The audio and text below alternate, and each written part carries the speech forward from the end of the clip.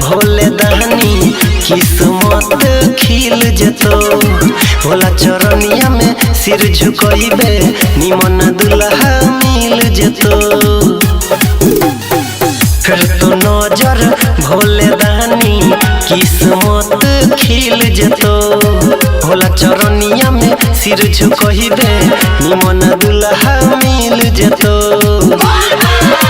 तो फायदा नहीं है तो नुकसानी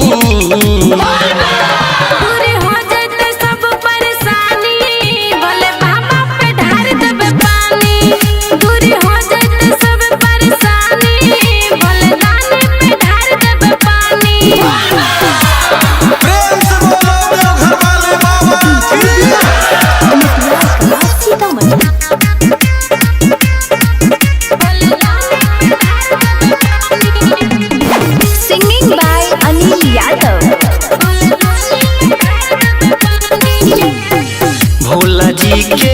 महिमा जानै छै पूरा संसार गे अनिल यादव प्रवीण देवेंद्र भोला दुआरिया छै ठाढ़ गे भोला जी के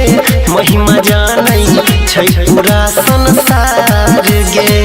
अनिल यादव प्रवीण देवेंद्र भोला दुआरिया छै ठाढ़ गे महादेव छै ओ ढर